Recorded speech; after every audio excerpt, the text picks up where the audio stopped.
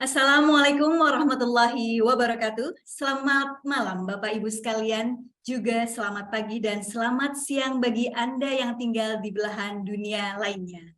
Perkenalkan, saya Rani Kasmir dari Ma'arif Institute selaku moderator. Selamat datang dalam hari kedua Konferensi Internasional Kebebasan Beragama, Supremasi Hukum dan Literasi Keagamaan Lintas Budaya, mengukuhkan martabat manusia dalam masyarakat plural. Webinar ini diselenggarakan dalam kerjasama antara Kementerian Hukum dan HAM Republik Indonesia dan Institut Lemena dan mitra-mitra pendukung lainnya. Kami dari Kementerian Hukum dan Hak Asasi Manusia Republik Indonesia bersama Institut Lemena ingin mengucapkan salam hormat kepada Bapak Ibu sekalian, seluruh peserta yang ada di Indonesia atau dimanapun Anda berada. Sebagai informasi, ada lebih dari 6.639 peserta dari 484 kota dan dari 27 negara yang mendaftar di konferensi internasional hari kedua ini. Ini tentu saja menunjukkan bahwa topik konferensi internasional memang sangatlah menarik. Setiap pembicara dalam webinar akan membawakan topik terkait keberadaan harkat dan martabat manusia dalam masyarakat yang pluralistik. Profesor Dr. Haji Muhammad Mahfud MD SH SU MIP sebagai Menteri Koordinator Bidang Politik, Hukum, dan Keamanan Indonesia sebagai pembicara utama akan menjelaskan tentang konteks masyarakat Indonesia yang pluralistik dan bagaimana pemerintah berperan sangat penting dalam meneguhkan harkat dan martabat manusia. Profesor Dr. Haji Amani Lubis MA, Ketua Bidang Perempuan, Remaja, dan Keluarga Majelis Ulama Indonesia dan Rektor UIN Syarif Hidayatullah Jakarta akan menyampaikan peran perempuan dalam menguatkan martabat manusia dalam masyarakat yang pluralistik.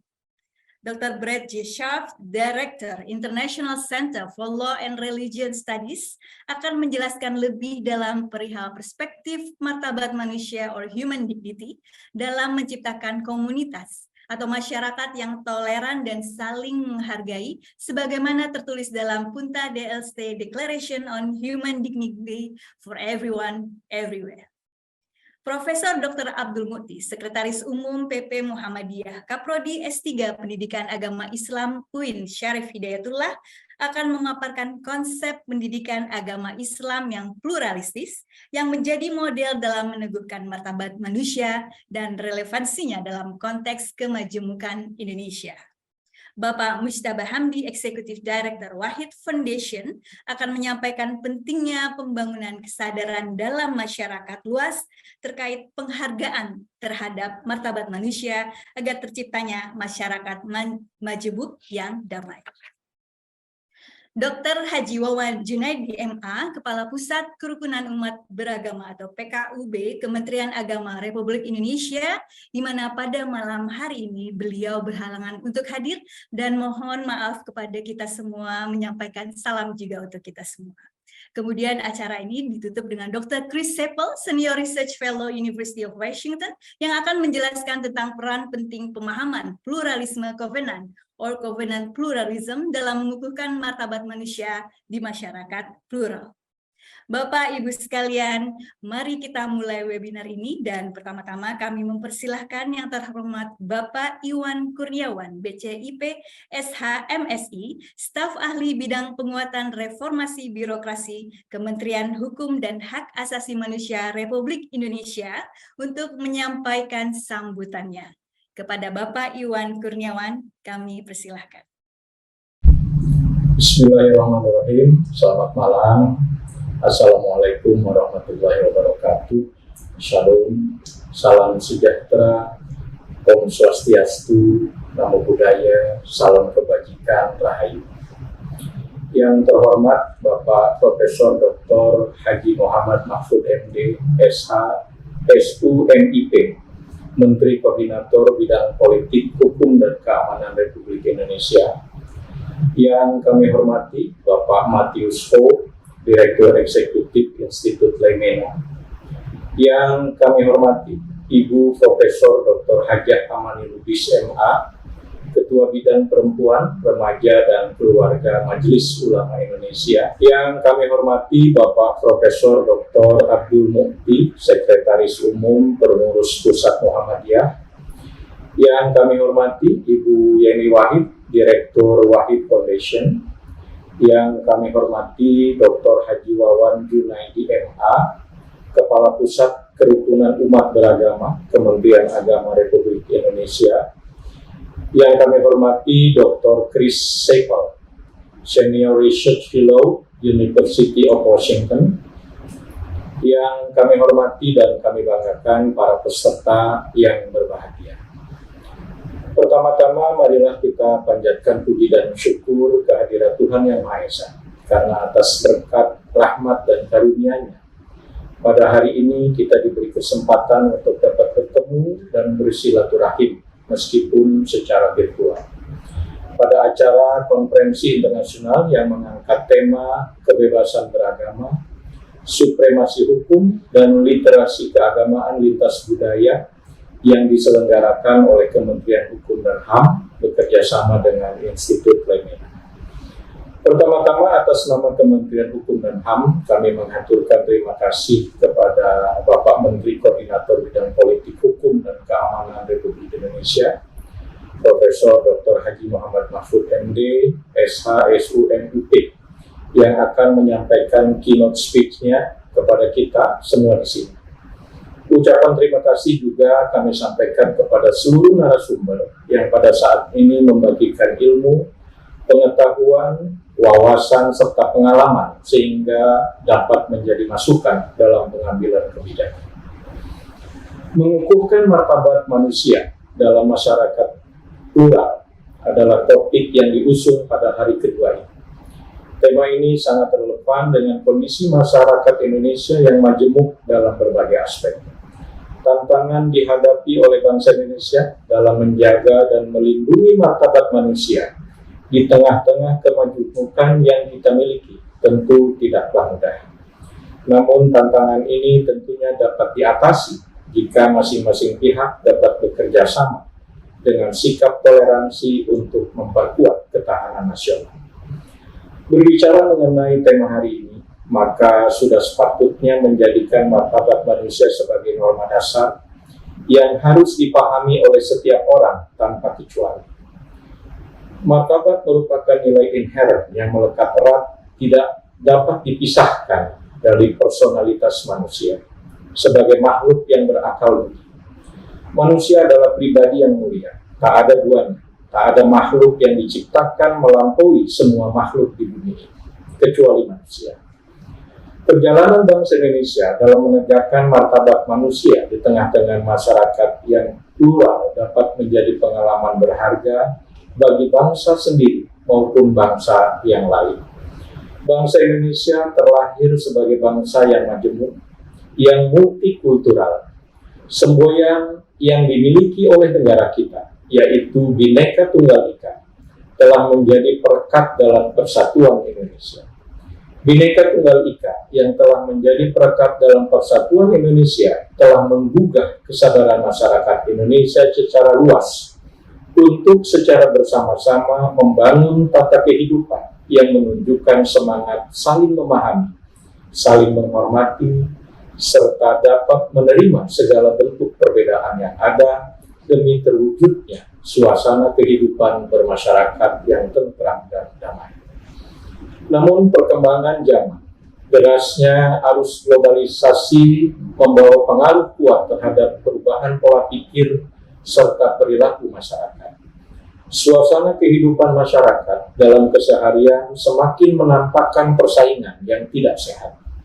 Tantangan berupa sentimen-sentimen kedaerahan, kesukuan atau etnik, keagamaan, juga golongan dalam banyak hal semakin mengemuka, mengalahkan kepentingan bangsa dan negara. Tantangan lain berupa sikap hidup yang individualis yang mementingkan diri sendiri, juga nampak semakin menonjol ketimbang membangun suasana kerukunan dengan semangat saling membantu, saling berbagi, dan saling menguatkan. Dewasa ini, segala bentuk perbedaan yang ada memiliki titik singgung yang amat peka, yang apabila dikelola secara tidak tepat akan berubah menjadi gesekan-gesekan yang memicu terjadinya konflik sosial yang merugikan atau merendahkan martabat manusia.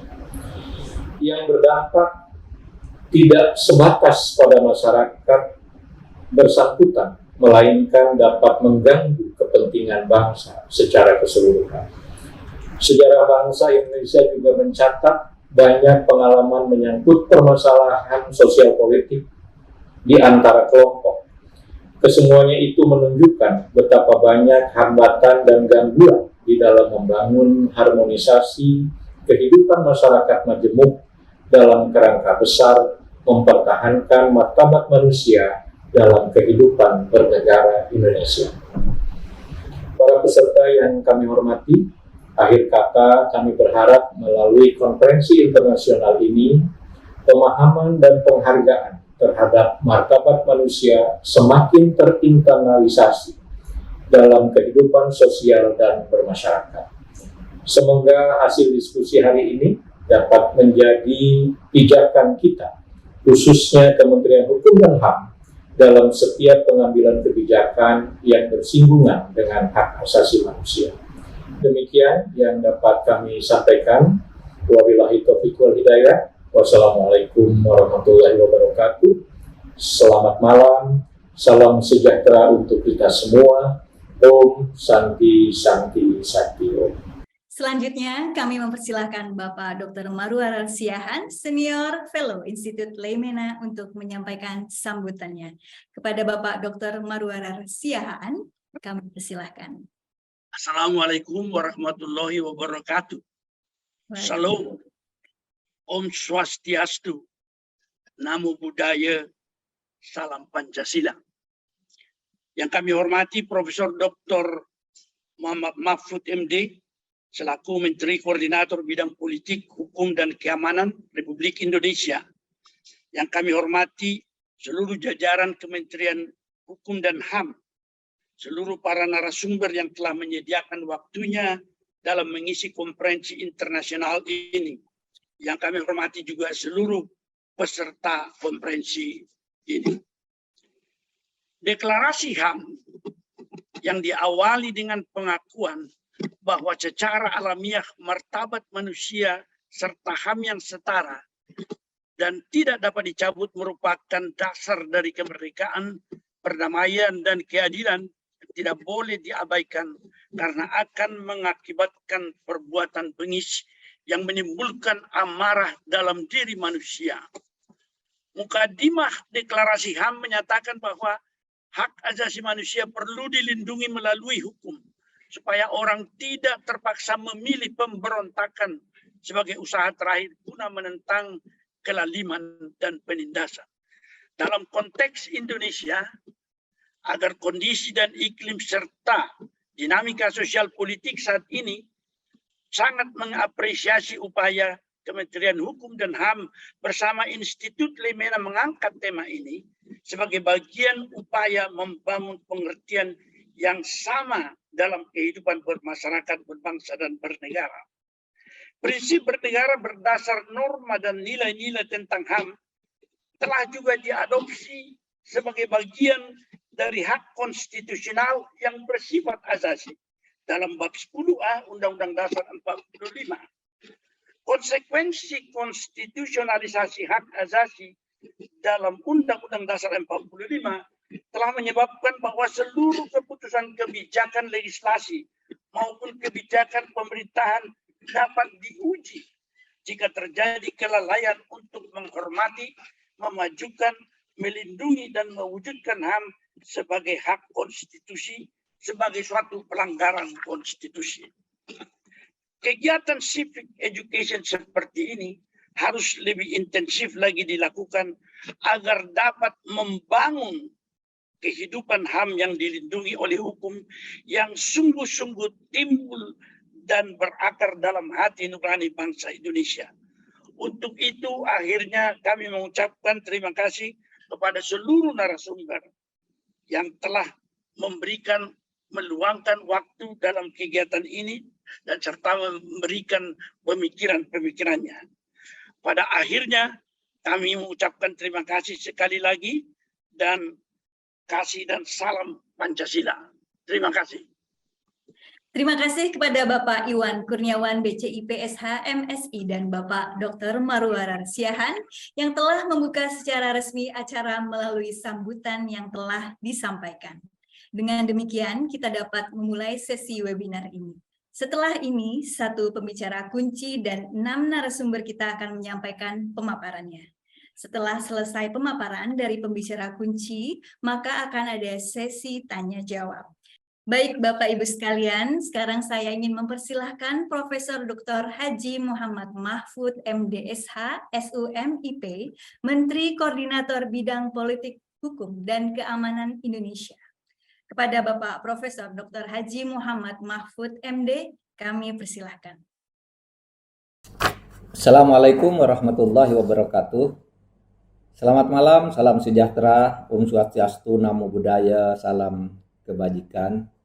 Yang terhormat seluruh panitia penyelenggara dan pembicara serta peserta Konferensi Internasional Kementerian Hukum dan HAM bersama Institut Lemina yang bertema konteks masyarakat Indonesia yang pluralistik dan peran pemerintah dalam meneguhkan harkat dan martabat manusia.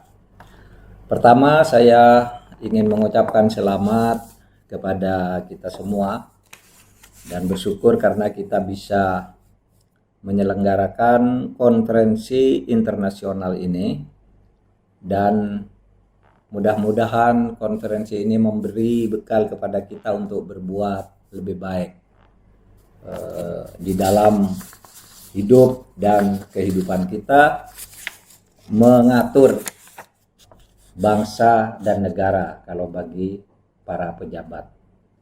Kepada saya diminta berbicara tentang konteks masyarakat Indonesia yang pluralistik dan peran pemerintah di dalam meneguhkan harkat dan martabat manusia.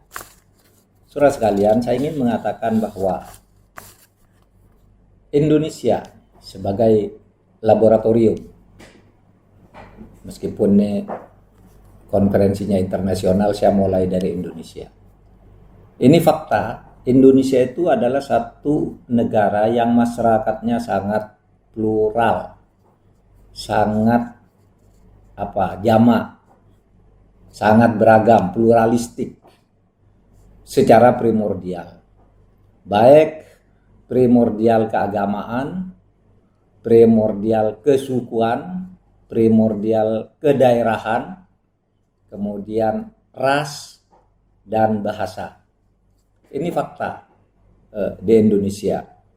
Sehingga dapat dikatakan Indonesia ini adalah sebuah negara yang terdiri dari manusia-manusia yang beraneka ragam. Saudara, keanekaragaman manusia di sebuah negara itu rentan perpecahan. Rentan perpecahan karena seringkali ada sekelompok manusia berdasar ikatan primordialnya merasa lebih bermartabat, merasa lebih harus dihormati. Misalnya, kalau agama merasa agama saya yang harus lebih ditinggikan dari agama lain. Kalau suku, ya suku saya yang paling hebat. Kalau daerah saya yang paling menentukan bagi kebangkitan negara ini. Bahasa saya yang paling bagus. Itu rentan perpecahan. Nah, padahal saudara sekalian, ketika sebuah negara itu menyatakan diri sebagai negara merdeka, itu didasarkan pada kesadaran untuk bersatu di dalam keberbedaan, membangun negara milik bersama. yaitu mengangkat harkat martabat manusia. Di dalam pembukaan Undang-Undang Dasar alinea 1 disebutkan bahwa kemerdekaan itu ialah hak segala bangsa. Oleh karena itu penjajahan di atas dunia harus dihapuskan karena tidak sesuai dengan pri kemanusiaan dan pri keadilan. Artinya apa?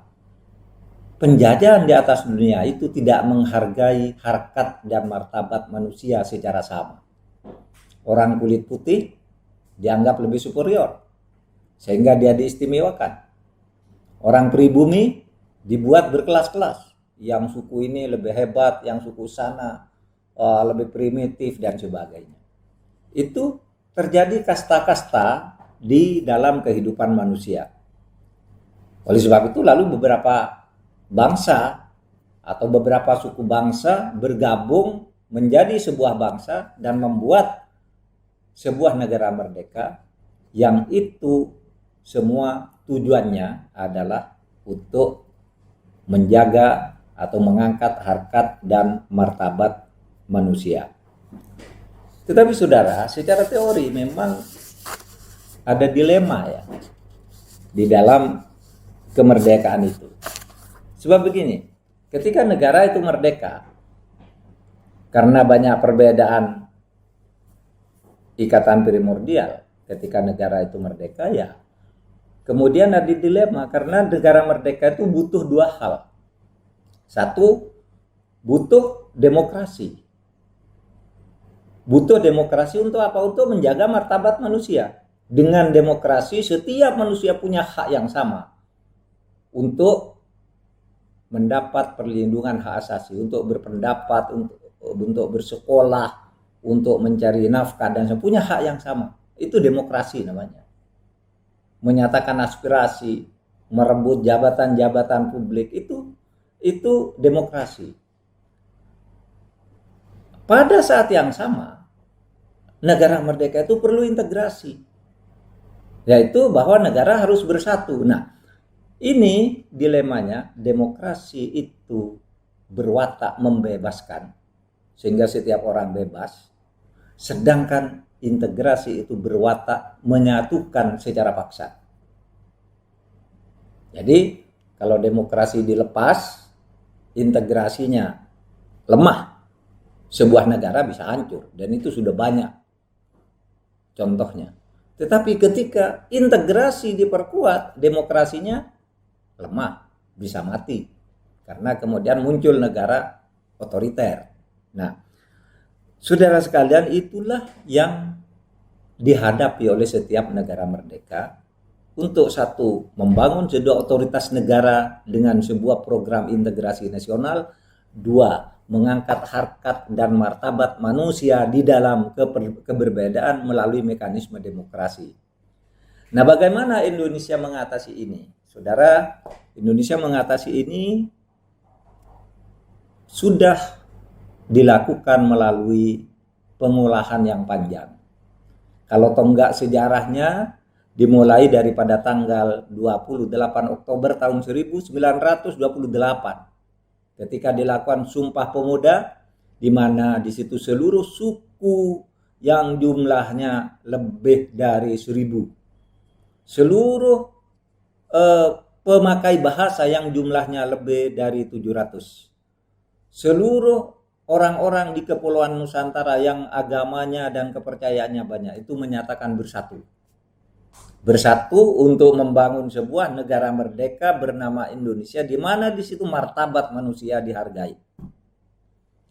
Nah, kemudian Sumpah Pemuda ini dimasukkan di dalam pembukaan Undang-Undang Dasar kita yang saya bacakan tadi, bahwa merdeka itu adalah hak agar martabat manusia itu naik.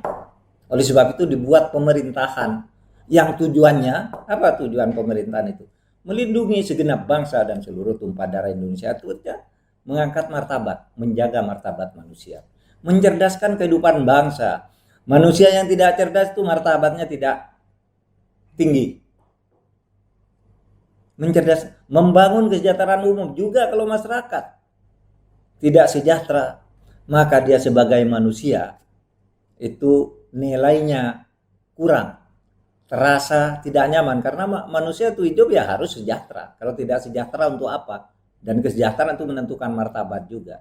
Dan ikut melaksanakan ketertiban dunia, menjaga martabat manusia di seluruh jagat. Itu di dalam pembukaan Undang-Undang Dasar kita. Kemudian di dalam konstitusi kita diatur bentuk-bentuk hukum. Ya, bentuk-bentuk hukum untuk melindungi martabat manusia. Setiap manusia punya hak yang sama, hak keperdataannya dilindungi oleh konstitusi. Hak politiknya dilindungi, hak ekonominya dilindungi. Kalau ada yang melanggar hak-hak itu, kita punya pengadilan namanya Mahkamah Agung. Kalau ada orang yang melanggar hak-hak dengan menggunakan posisinya ketika membuat undang-undang, ada Mahkamah Konstitusi. Semua ada. Ada kejaksaan yang mewakili negara untuk menuntut seseorang yang melanggar hak dan martabat orang lain. Lalu yang ketiga, secara sosiologis, kita di Indonesia ini mengkampanyekan atau mensosialisasikan makna pesan-pesan agama tentang keberbedaan. Sehingga orang tidak boleh martabatnya direndahkan hanya karena berbeda ikatan primordial. Maka kalau kita di Indonesia yang mayoritas penduduknya muslim mengatakan bahwa seluruh manusia ini sama di depan Allah. Tidak ada yang lebih bermartabat kecuali mereka yang takwanya lebih bagus. Itu disampaikan kepada seluruh masyarakat Indonesia. Kalau Tuhan itu berfirman, inna khalaqnakum min dzakarin wa untha wa ja'alnakum syu'uban wa qabaila lita'arafu inna akramakum indallahi atqakum, bahwa yang menciptakan kamu manusia itu dari laki dan perempuan, kemudian dibuat berbangsa-bangsa dan bersuku-suku, bergolongan-golongan, plural.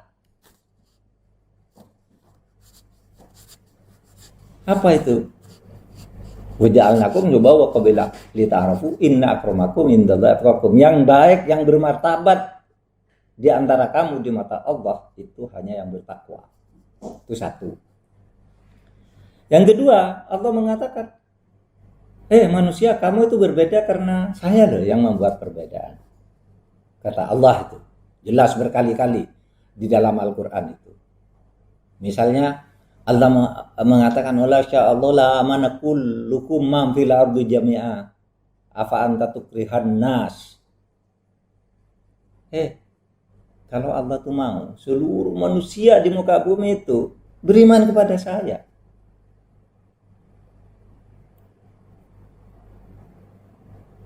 apakah kamu mau maksa mereka agar imannya sama dengan kamu? Jangan. Karena sesungguhnya perbedaan itu adalah saya juga yang mau. Itulah sunnatullah. Kuncinya apa? Kuncinya adalah bekerja samalah kamu di dalam perbedaan-perbedaan itu. Ya. Berlomba, fastabiqul khairat itu. Di dalam perbedaan itu, fastabiqul khairat. Berlomba kamu untuk berbuat kebajikan. Nah, saudara, itu semua yang kemudian melahirkan agar kita tidak melanggar martabat orang lain ketika kita beragama, maka kita ikut apa yang disebut Islam wasatiyah. Islam jalan tengah. Wasatiyah itu adil, memberi penghargaan terhadap martabat manusia secara sama, dihormati karena integritas dan usahanya dan keimanannya. Itu namanya adil. Wasatiyah itu pertama adil, al-adil.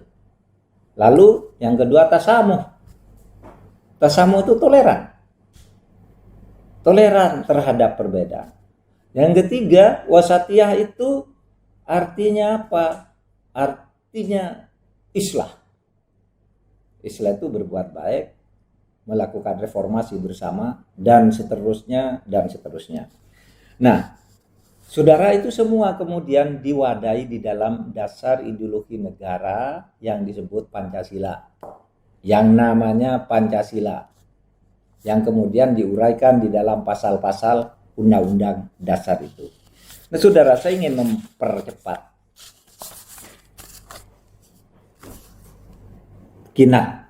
speech saya ini untuk melihat Pancasila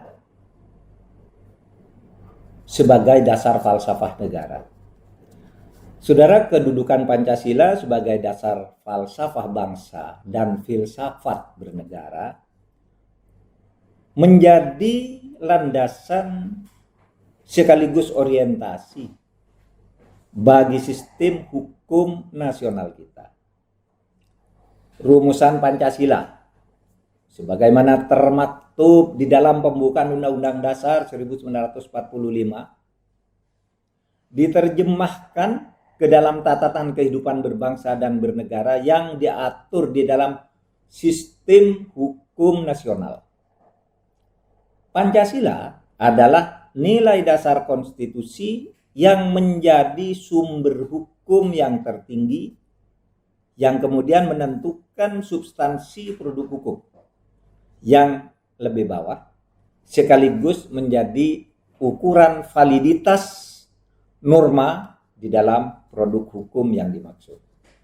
Artinya nih Pancasila itu melahirkan hukum-hukum. Nah, selain melahirkan hukum-hukum, Pancasila itu melahirkan norma-norma non-hukum. Apa bedanya kalau norma Pancasila yang melahirkan hukum-hukum itu disebut sebagai dasar negara, kemudian melahirkan peraturan perundang-undangan. Nih, Undang-Undang Dasar, Undang-Undang, Perpu, peraturan pemerintah, Perpres, Perda, Perdes, itu semua Pancasila sebagai dasar negara melahirkan aturan-aturan hukum. Apa hukum itu? Ya aturan yang dibuat oleh lembaga yang berwenang ditetapkan berlaku mengikat. Oleh sebab itu kalau hukum itu pelaksanaannya dipaksakan oleh kekuatan negara. Anda melanggar itu dijatuhi sanksi oleh kepala desa lah, oleh polisi lah, oleh hakim lah. Karena itu peraturan perundang-undangan. Sehingga kalau Pancasila yang melahirkan peraturan perundang-undangan itu dipaksakan oleh negara dan ada sanksinya bagi yang melanggar. Tapi saudara juga harus ingat bahwa Pancasila itu bukan hanya hukum. Ada norma-norma kehidupan yang bernilai tinggi tapi belum menjadi hukum. Misalnya agama, itu kan bukan hukum. Etika, bukan hukum kan? Moral. Sopan santun, bukan hukum. Tidak ada orang melanggar sopan santun kok dihukum. Tapi ada sanksinya? Tidak ada. Cuma sanksinya bukan sanksi hukum, melainkan sanksi moral. Sanksi moral itu yang disebut sanksi otonom kalau di dalam hukum. Dan Anda kalau mau hidup bernegara dengan baik, tidak hanya Anda harus tunduk pada aturan hukum, tapi selain tunduk pada aturan hukum, tunduk juga pada norma-norma non-hukum. Sehingga kita ingat waktu kita kuliah dulu pertama kali disebutkan norma di dalam masyarakat itu ada 4. 1, norma keagamaan, itu bukan hukum. 2, norma kesopanan, bukan hukum. 3, norma kesusilaan, itu bukan hukum. Lalu yang keempat baru norma hukum. Dari mana norma hukum itu? Norma hukum adalah pilihan norma-norma agama, susila, ya, dan kesopanan yang dipilih kemudian disahkan berlaku. Nah, yang belum disahkan berlaku itu tetap mengikat secara moral karena dia menuntun bagi cara kehidupan yang baik untuk memanusiakan manusia, untuk menjaga martabat manusia apapun latar belakang yang melekat pada identitas primordialnya. Saudara sekalian, salah satu konsekuensi dari Pancasila sebagai falsafah bangsa dan sebagai sumber dari segala sumber hukum, bahwa Pancasila itu harus menjadi dasar penentuan politik hukum nasional. Pancasila harus tercermin di dalam semua produk hukum yang akan dibuat. Dalam kaitan ini maka terdapat 4 kaidah penuntun politik hukum nasional berdasar Pancasila. Yang pertama, hukum-hukum di Indonesia harus menjamin integrasi menjamin keutuhan bangsa, baik integrasi ideologinya maupun integrasi teritorinya. Jangan sampai ada misalnya ideologi transnasional, ideologi liberalisme, ideologi komunisme.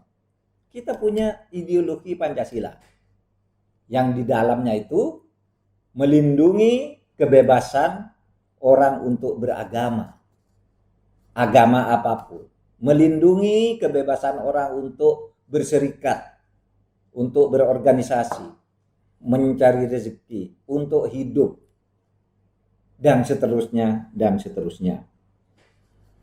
Jadi, hukum itu harus menjaga integrasi. Jangan membuat hukum yang menyebabkan negara ini pecah. Ideologi dan teritori. Kaidah hukum yang kedua, kaidah penuntun yang kedua, hukum harus diciptakan secara demokratis dan nomokratis. Ya. Hukum kalau di negara Pancasila itu harus dibuat secara demokratis, nggak boleh sewenang-wenang. Oleh sebab itu apa? Aspirasi masyarakat masukkan dalam hukum. Ini ada masalah, yuk kita atur. Masyarakat didengar apa pendapat masyarakat. Hukum bagaimana yang bisa mengatur kita. Lalu juga dibuat secara nomokratis.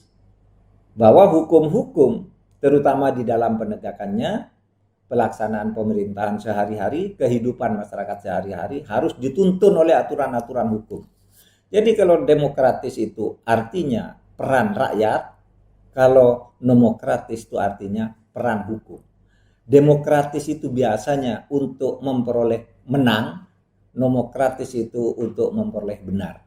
Demokratis itu menang-menangan, nomokratis itu mencari kebenaran. Nah, pertemuan antara mencari menang dan mencari kebenaran itulah negara Pancasila.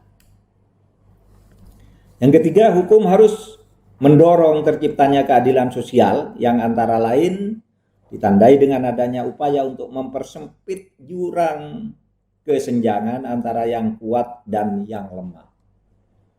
Mempersempit inilah indeks Gini rasio. Kalau di Indonesia ini ukurannya indeks Gini rasio. Semakin banyak kekayaan, tentu semakin banyak di Indonesia itu. Pertumbuhan ekonomi tumbuh, tapi itu berbahaya kalau indeks Gini rasionya terlalu tinggi. Ya, jurangnya itu. Kaya, tapi misalnya kemarin itu 90% kekayaan negara itu kalau dilihat dari nasabah bank itu hanya ada di dalam 100 orang pemegang rekening tertinggi misalnya.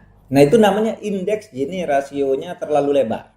Itu berbahaya untuk jangka panjang. Oleh sebab itu dibangun keadilan sosial sehingga indeks Gini rasio itu menjadi pendek. Ya. Saudara, di dalam pelajaran geopolitik kita, ya, ada negara-negara indeks Gini rasio itu bergerak antara 0 sampai 500. Kalau indeks Gini rasio itu mencapai 500, teorinya, teori ilmu pembangunannya, negara itu hancur. Karena terlalu senjang, kekayaan numpuk ke hanya sedikit orang, lalu rakyatnya tidak kuat, terjadi pemberontakan, negara pecah. Ya, misalnya di waktu Arab Spring kemarin itu di Tunisia, di Libya. Kenapa itu pecah? Karena pada waktu itu indeks Gini rasionya sudah mencapai 0,437. Sudah hampir 500. Indonesia pada awal tahun 2015 itu agak tinggi itu, sudah mencapai 0,410. Nah, sekarang sudah turun sampai ke 0,380, terus perpendek lagi. Itulah sebabnya dulu di zaman Orde Baru, zaman Pak Harto itu relatif stabil, itu karena dua hal. Satu, Pak Harto tuh punya kekuatan intelijen yang sangat kuat dan represif. Tapi yang kedua, indeks Gini rasio zaman Pak Harto itu 0,200. Relatif merata. Kekayaan ekonomi kita itu terbagi. Nah, kalau di zaman reformasi itu pernah sampai 0,410. Nah, sekarang ditekan-tekan lagi kira-kira 0,380 gitu. Mungkin sekarang sudah di bawah itu lagi. Nah, itu artinya bahwa hukum itu harus menjamin terciptanya keadilan sosial, keadilan ekonomi, dan keadilan politik. Lalu yang keempat, yang terakhir, hukum tidak boleh dalam bentuk hukum publik yang didasarkan pada satu ajaran agama tertentu. Itu namanya toleransi beragama yang berkeadaban, itu harus melahirkan satu hukum nasional yang mengatur kehidupan kita bersama. Lalu yang hukum tidak nasional, hukum agama itu menjadi hukum privat yang dilindungi oleh negara tetapi tidak bisa dipaksakan oleh negara. Tapi kalau hukum nasional dipaksakan melalui aparat penegak hukum seperti undang-undang nomor sekian, undang perda nomor sekian, itu sudah menjadi milik bersama. Tapi ada yang belum diundangkan, itu terserah. Misalnya, apakah orang pergi ke masjid itu wajib atau enggak? Enggak ada hukumnya, mau ke masjid boleh, mau tidak boleh. Kalau Anda mau ke masjid dilindungi, tidak ke masjid tidak dipaksa. Apakah berpuasa itu harus? Enggak ada orang keharusan berpuasa. Harus berpuasa itu hukum agama, tapi hukum nasional tidak mengharuskan. Lah kalau saya mau berpuasa dilindungi enggak? Negara wajib melindungi saya, tapi kalau saya tidak mau berpuasa saya tidak boleh dipaksa. Nah, itu bedanya hukum nasional yang sifatnya publik dan hukum privat, ya. Nah, saudara sekalian, nah disitulah kalau mau belajar dari Indonesia sebagai laboratorium pluralisme, bagaimana menempatkan ideologi, konstitusi, agama, dan kaidah penuntun hukum dalam rangka menjaga harkat martabat manusia yang diberikan oleh Tuhan yang Maha Esa. Demikian keynote speech yang dapat saya sampaikan. Kiranya Allah Subhanahu wa taala, Tuhan yang Maha Esa, selalu memberikan bimbingan, petunjuk, dan lindungannya kepada kita semua dalam setiap pelaksanaan tugas dan pengabdian kita. Assalamualaikum warahmatullahi wabarakatuh. Waalaikumsalam warahmatullahi wabarakatuh. Terima kasih Bapak Profesor Dr. Haji Muhammad Mahfud MD, SH, SU, MIP. Selanjutnya, kami ingin mengundang Ibu Profesor Dr. Haji Amani Lubis MA, Ketua Bidang Perempuan, Remaja, dan Keluarga Majelis Ulama Indonesia, dan Rektor UIN Syarif Hidayatullah Jakarta untuk memberikan pemaparannya dalam waktu 7 menit. Kepada yang terhormat Ibu Profesor Dr. Haji Amani Lubis MA, kami persilahkan. Assalamualaikum warahmatullahi wabarakatuh. Waalaikumsalam. Alhamdulillah wassalatu wassalamu ala Rasulillah, amma ba'd. Pertama saya mengucapkan terima kasih saya diundang dalam webinar internasional ini dengan para narasumber dan peserta yang demikian banyak. Terima kasih kepada Lemina Institute ya. Tadi sudah hadir Bapak Marwar Siahaan menyampaikan pembukaannya di awal. Tema yang diberikan kepada saya dari panitia adalah peran perempuan dalam menguatkan martabat manusia dalam masyarakat yang pluralistik. Barusan kita mendengarkan dari Bapak Profesor Dr. Mahfud MD,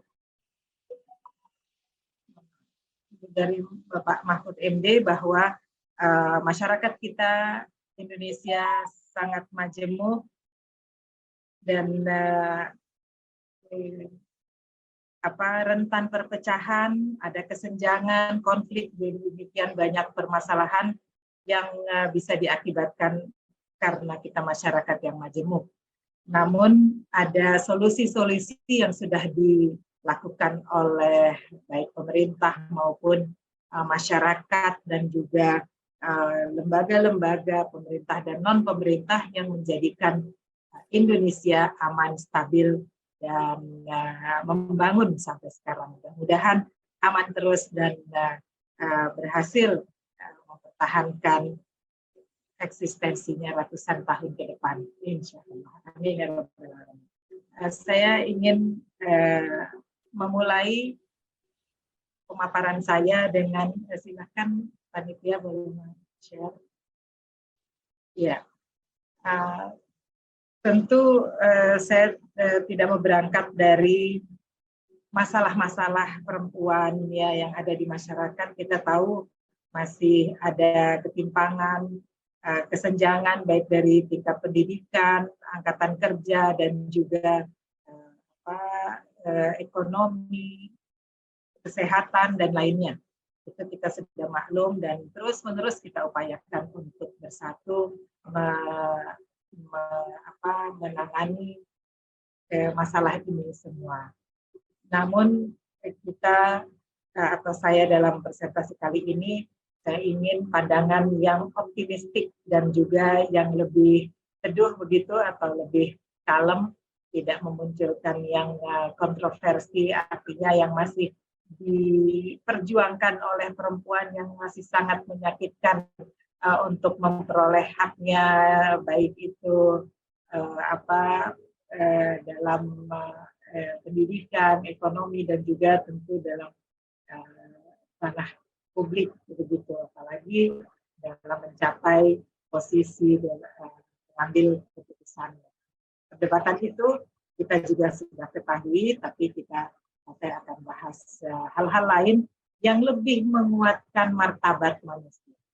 Karena kita sepakat bahwa norma agama, Undang-Undang Dasar Negara Republik Indonesia 1945, semua mendukung bahwa manusia martabatnya harus dijaga, perempuan juga demikian, dan perempuan berperan dalam menjaga martabat. Ya, next. Nah,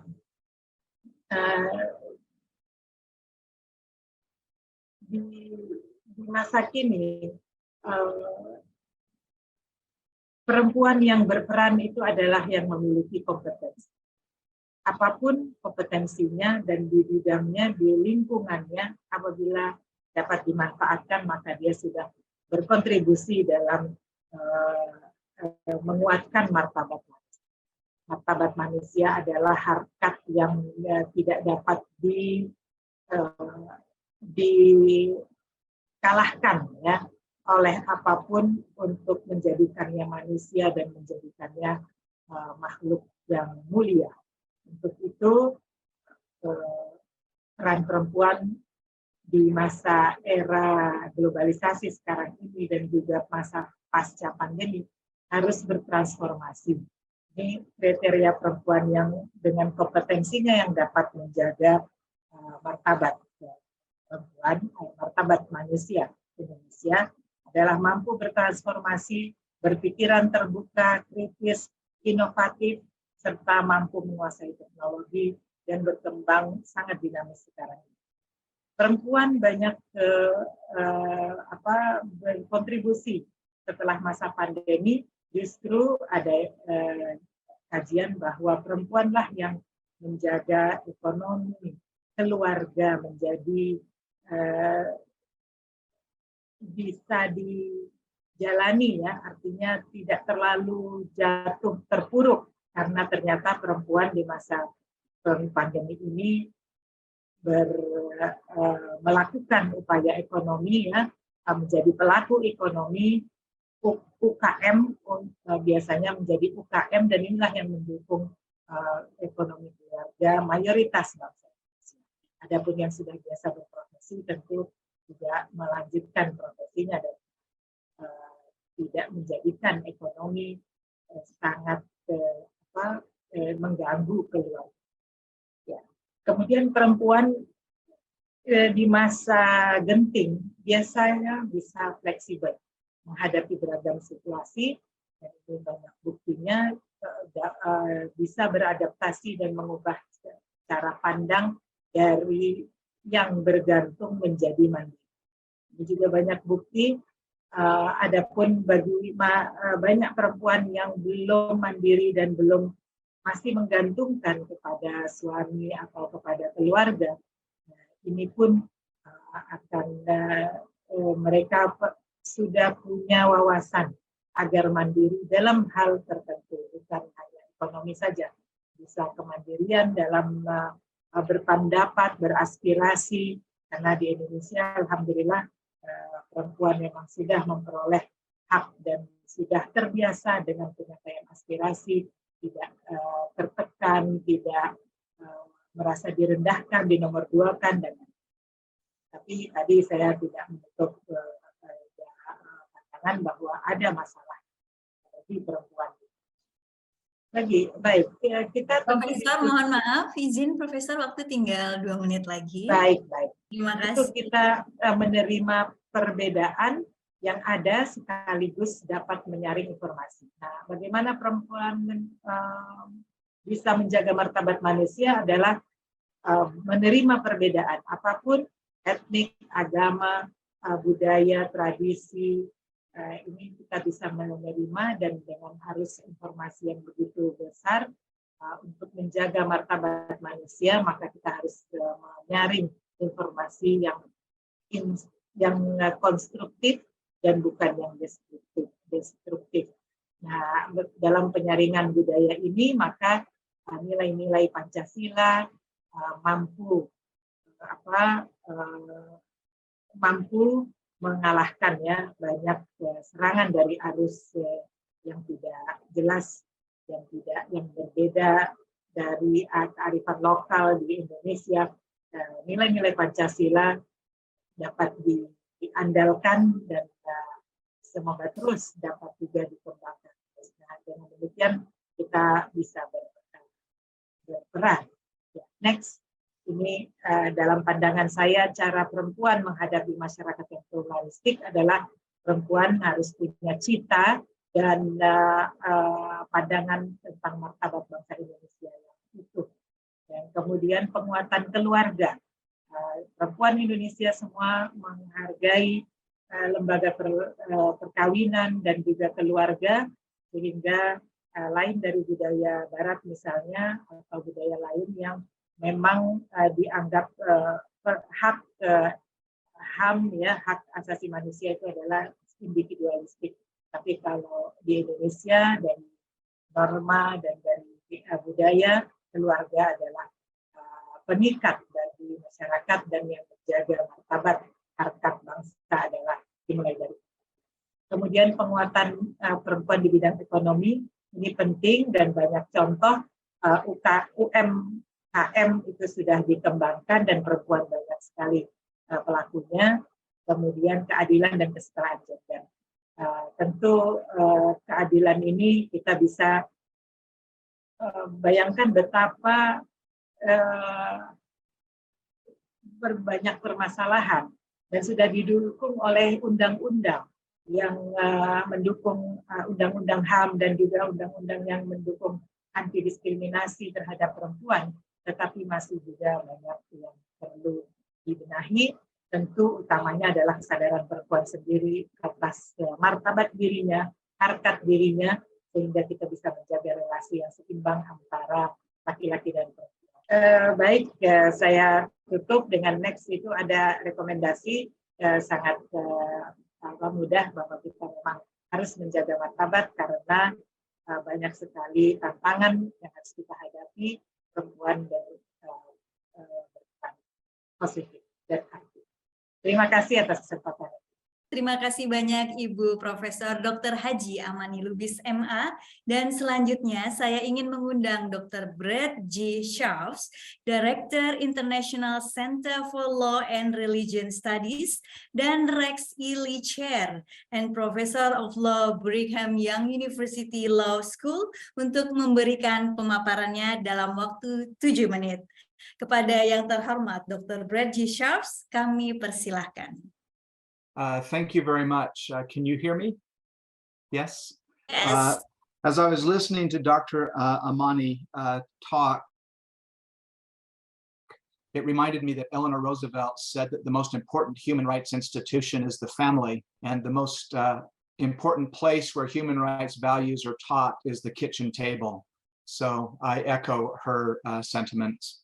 I'm grateful for the opportunity to participate in this international virtual conference. I wish we were together in person. I love being in Indonesia. And heartfelt thanks to the Ministry of Law and Human Rights and the Lemina Institute for the invitation to participate.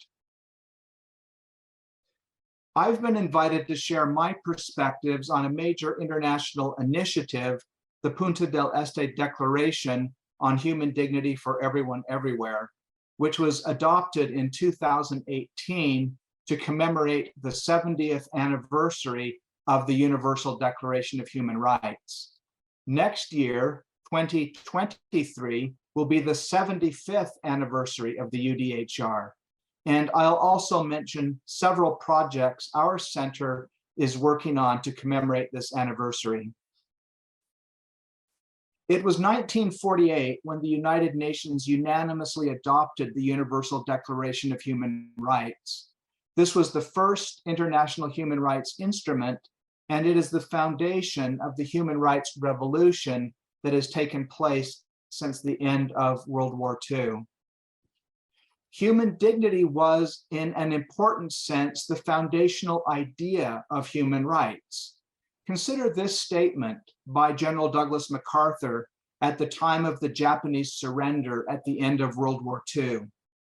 He said, "It is my earnest hope, and indeed the hope of all mankind, that from this solemn occasion, a better world shall emerge out of the blood and carnage of the past, a world dedicated to the dignity of all people and the fulfillment of our most cherished wish for freedom, tolerance, and justice."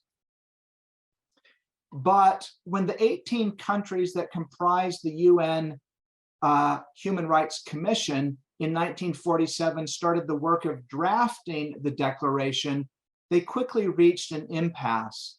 There were too many different ideas of where to start and what should be included. Finally, one of the members of the drafting committee, P.C. Chang from China, recalled that the concept of human dignity had been mentioned in the preamble of the United Nations Charter. "Perhaps we can start there," he suggested.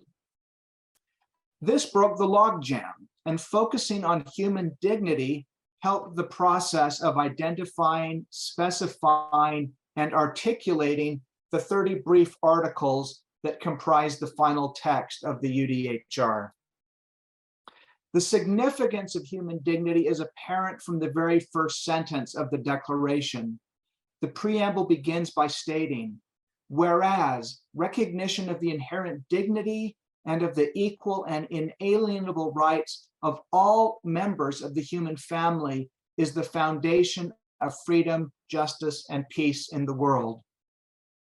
And the first article of the UDHR declares, "All human beings are born free and equal in dignity and rights. They are endowed with reason and conscience and should act towards one another in a spirit of brotherhood." And so dignity appears in the first sentence of the preamble and in the first article of the UDHR. In 2018, we were discussing with Jan Figel, the EU Special Envoy for Freedom of Religion and Belief, about the need for climate change in human rights discourse. Human rights have become quite controversial and politicized, sometimes even weaponized. In his work, he found that dignity was a concept that was uniquely helpful in starting conversations, in building bridges, and in finding common ground to promote freedom of religion and belief around the world. Over the year 2018, our center, in partnership with a global group of institutions and scholars, held 4 conferences focusing on human dignity. And at each, we received feedback upon successive drafts of what would become the Punta del Este Declaration. The first conference was held at Central European University. The second was at Oxford while we were doing our annual teaching program there. We focused there on the views of the founding figures of human rights about human dignity, people like Eleanor Roosevelt, P.C. Chang, and Charles Malik. And we also began to focus on the many practical ways that human dignity is a useful concept. In October of that year, our annual symposium also focused on human dignity. All of this culminated in a 2-day conference at Punta del Este, Uruguay in December 2018, where a group of 40 scholars, human rights experts, and political leaders from around the world gathered and spent 2 days finalizing and agreeing upon the text of the declaration. Punta del Este has symbolic significance. Uruguay is a secular state in the southern hemisphere, but it is quite religious. Punta del Este is located in the easternmost point of that part of Latin America and is famous for its lighthouse. This juxtaposition of south and north, east and west, and the overriding image of a light shining outwards was quite meaningful. This conference, Dr. Brett, sorry to interrupt. Just a kind reminder that the time is 2 minutes left. Thank you. Thank you.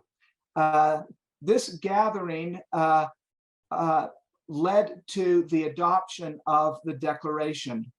And you can find this text on the website dignityforeveryone.org. During the process of working on the Punta del Este Declaration, I came to view human dignity as the Swiss Army knife of human rights and religious freedom. What we find is that when human dignity is protected, religious freedom flourishes. And when human dignity is degraded, religious freedom is degraded as well. During the coming year, we hope to pursue 2 important projects relating to human dignity to commemorate the 75th anniversary of the UDHR.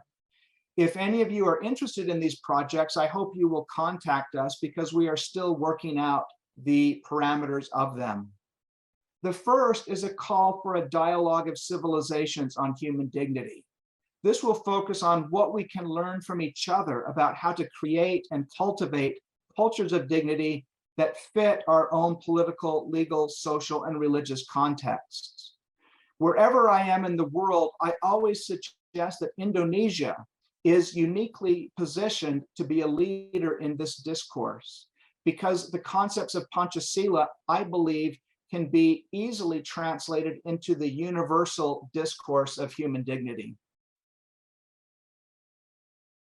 The second effort that we'll be undertaking is a series of conferences on Islamic perspectives on human dignity. We've already heard something about this today, but we believe that not only within the Muslim world, but in the West, there is an insufficient understanding of the contributions that Islamic thinking can make to our understanding of human dignity. One of the projects that we did is to create a book with quotations from about 100 of the signatories of the Punta del Este Declaration about what dignity means to them. And I'd like to just mention 2 of these. Rabbi Lord Jonathan Sacks, the chief rabbi in the United Kingdom, said, "The ultimate value we should be concerned to maximize is human dignity, the dignity of all human beings equally as children of the creative, redeeming God." And Reverend Andrew Teal from Oxford University said this: "These images of people of different cultures, images of affection, of honoring human diversity, remind us that declarations are not about having a correct argument, but are expressions of value and love." It is my hope that 2023 will be remembered as the year of dignity, as we commemorate the 75th anniversary of the Universal Declaration of Human Rights, and as we, as people who care about human rights, try to focus human rights discourse on the fundamental foundational principle, human dignity for all people in all places at all times. Thank you very much. Terima kasih Bapak Dr. Brett G. Sharps. Selanjutnya, saya ingin mengundang Bapak Profesor Dr. Abdul Mukti, Sekretaris Umum PP Muhammadiyah dan Kaprodi S3 Pendidikan Agama Islam UIN Syarif Hidayatullah Jakarta untuk memberikan pemaparannya. Kepada yang terhormat Bapak Profesor Dr. Abdul Mukti, kami persilahkan. Terima kasih, Rani. Siap. Assalamualaikum warahmatullahi wabarakatuh. Waalaikumsalam warahmatullahi wabarakatuh. Selamat malam bagi para peserta dari Indonesia dan selamat pagi bagi para peserta dari Amerika. Mungkin ada yang masih siang juga mengikuti acara ini. Dan salam sejahtera buat kita semuanya. Pertama, terima kasih kepada Lemena dan juga lembaga-lembaga mitra yang telah menyelenggarakan acara ini. Saya tidak ada PowerPoint karena saya tidak ada power dan tidak ada poin. Saya hanya menyampaikan beberapa hal singkat terkait dengan bagaimana kita memelihara kerukunan dan memelihara persahabatan untuk kehidupan yang damai dengan pendidikan agama Islam yang pluralistis. Pluralitas baik agama, budaya, dan berbagai pluralitas yang lainnya adalah sunnatullah yang terjadi karena proses-proses yang bersifat alamiah, karena proses yang bersifat ilmiah, dan juga proses yang bersifat amaliyah. Pluralitas itu adalah sebuah kekayaan yang seharusnya membuat kita menjadi lebih maju dan lebih berkeadaban lagi. Walaupun tentu saja pada saat-saat tertentu, pluralitas memang bisa menjadi satu masalah dan bisa menjadi pemicu terjadinya perpecahan di dalam kehidupan masyarakat kita. Karena itu diperlukan ikhtiar yang bersifat strategis dan juga sistematis bagaimana memelihara pluralitas atau keberagaman itu melalui pendidikan agama. Sering sekali pendidikan agama dimaknai dan juga seringkali menjadi dividing factors atau faktor yang memisahkan berbagai kelompok agama. Tapi sesungguhnya dalam banyak kasus pendidikan agama itu justru menjadi uniting factors atau faktor yang mempersatukan perbedaan-perbedaan yang ada. Nah, bagaimana pendidikan itu bisa menjadi uniting factors dan menjadi faktor untuk kita hidup damai, rukun di tengah perbedaan agama dan keberagamaan. Saya menawarkan sebuah konsep sederhana yang saya sebut dengan pendidikan agama Islam yang pluralistis. Pendidikan agama Islam yang pluralistis itu didasari oleh beberapa nilai dasar yang berkaitan dengan agama. Pertama, bahwa beragama itu merupakan fitrah manusia. Manusia memiliki fitrah untuk beragama, tetapi memang manusia itu juga diberikan kebebasan oleh Allah, diberikan kebebasan oleh Tuhan, apakah dia menjadi seorang yang beragama atau seorang yang tidak beragama. Dan bahkan kalau tadi kita merujuk pada pidato kunci dari Profesor Mahfud, bahwa Allah juga menegaskan bahwa kita tidak bisa memaksakan semua orang itu harus beriman, semua orang harus menjadi muslim. Maknanya adalah bahwa memang manusia punya kebebasan. Ada freedom of religion, tapi dalam hal tertentu juga ada freedom from religion. Nah, tetapi juga memang dalam konteks perbedaan yang ada itu, manusia harus menyadari bahwa perbedaan-perbedaan itu adalah sebuah pilihan yang juga memang harus kita hormati, bahkan juga sangat dihormati oleh Allah. Ini saya kira sebuah prinsip di mana manusia itu bertanggung jawab apapun yang dia lakukan dan atas pilihan apapun yang mereka sudah lakukan dengan penuh kesadaran. Sehingga beragama itu tidak bisa dipaksakan dan tidak boleh ada paksaan di dalam beragama. Nah, prinsip yang berikutnya adalah prinsip acceptance atau penerimaan, di mana kita itu tidak sekedar bertoleransi, tapi beyond tolerance. Sebab toleransi kadang-kadang mengandung elemen yang bersifat pembiaran atau kadang-kadang juga ignorant, di mana kita ini cenderung untuk tidak peduli kepada orang lain yang mengalami kesulitan terkait dengan keyakinannya. Oleh karena itu, maka pendidikan agama yang pluralistis itu perlu dilakukan dengan mengembangkan paling tidak 3 konsep penting dalam pendidikan. Yang pertama, kita mengembangkan apa yang saya sebut dengan mindful education, pendidikan yang mindful, di mana kita memahami bahwa setiap orang itu harus kita akui eksistensinya, harus kita hormati pilihan-pilihannya, dan kita menyadari betul bahwa setiap yang kita lakukan itu adalah sebuah perbuatan yang terbaik yang kita usahakan semaksimal mungkin agar tidak menyakiti atau mungkin juga tidak membuat orang mengalami kesulitan dalam kehidupannya. Yang kedua adalah pendidikan yang lebih inklusif.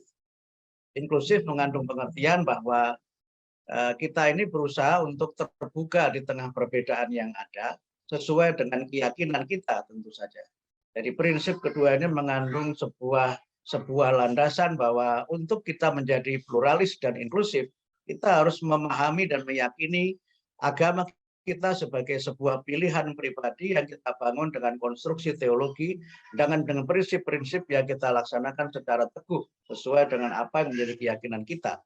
Tapi pada saat yang sama, kita sesungguhnya juga menghormati orang lain sesuai dengan pilihannya, sehingga bertauhid dalam pandangan saya adalah menjadi orang yang inklusif. Karena dengan bertauhid, kita menyembah kepada Allah, maka selain Allah adalah makhluk, semua manusia punya kedudukan yang sama, dan semua orang ingin hidup bahagia, sehingga kita tentu menghormati manusia yang lain dan membahagiakan manusia yang lainnya. Inklusif dalam pengertian yang kedua, menurut saya, ini mungkin berkait dengan polisi pendidikan agama di Indonesia. Menurut saya, pendidikan agama itu tidak seharusnya dibatasi dalam hanya 6 agama yang dalam tanda petik diakui oleh pemerintah. Karena dalam faktanya di Indonesia ini banyak sekali pemeluk agama di luar 6 agama resmi. Yang menurut saya keikutsertaan peserta didik dalam pendidikan agama itu juga tidak bisa dibatasi sesuai dengan jumlah berapa siswa yang beragama tertentu, sehingga itu menjadi syarat administratif untuk diselenggarakannya pendidikan agama. Sebab menurut saya beragama itu tidak bisa dikuantifikasi karena ini soal pilihan pribadi yang sangat mendasar, sehingga mungkin perlu dilihat kembali bagaimana kita memberikan layanan pendidikan yang inklusif, layanan pendidikan yang memungkinkan semua peserta didik itu mendapatkan pelajaran agama sesuai dengan agama yang dianutnya dan diajarkan oleh guru yang seagama. Nah, prinsip yang terakhir adalah bagaimana kemudian kita bisa mentransformasikan berbagai macam ajaran-ajaran agama itu untuk kita juga tetap bisa saling memberikan ruang dialog, sehingga dalam pendidikan agama yang pluralistis itu dimungkinkan untuk kita mencoba memahami atau paling tidak mengenal agama lain, baik secara tekstual dalam pengertian melihat teks-teks agama lain, tapi yang sangat penting adalah bagaimana kita memahami orang lain dengan berinteraksi secara lebih terbuka, karena pada dasarnya banyak hal yang berkaitan dengan toleransi itu dapat dibentuk melalui interaksi-interaksi personal atau interpersonal, di mana kita kemudian lebih tulus menerima perbedaan dan bisa membangun personal proximity dengan orang lain, sehingga kita menjadi orang yang terbuka di tengah perbedaan yang ada. Saya kira demikian yang saya sampaikan, mudah-mudahan bermanfaat, dan sorry for not using 7 minutes as time allocated by organizing committee. Terima kasih. Assalamualaikum warahmatullahi wabarakatuh. Waalaikumsalam warahmatullahi wabarakatuh. Terima kasih banyak Bapak Profesor Dr. Abdul Muti. Dan selanjutnya saya ingin mengundang Bapak Mujtaba Hamdi, Executive Director Wahid Foundation, untuk memberikan pemaparannya. Kepada Bapak Mujtaba Hamdi, kami persilakan. Baik, terima kasih. Assalamualaikum warahmatullahi wabarakatuh. Waalaikumsalam warahmatullahi wabarakatuh. Selamat malam, salam sejahtera bagi kita semua. Pertama saya ingin menyampaikan apresiasi dan terima kasih kepada panitia dari Kementerian Hukum dan HAM bersama dengan Institut Lemena dan berbagai organisasi yang terlibat atas penyelenggaraan konferensi internasional di malam hari ini. Salam sejahtera bagi kita semua. Om Swastiastu, Namo Buddhaya, salam kebajikan. Bapak Ibu undangan sekalian yang saya hormati, di sini di layar saya tercatat ada 1.800 hadirin yang ada di Zoom malam ini. Semangat sekali, alhamdulillah. Pada kesempatan kali ini panitia memberikan waktu 7 menit. Semoga saya bisa menyampaikan hal-hal yang bermanfaat bagi kita semua. Ya. Tadi Prof.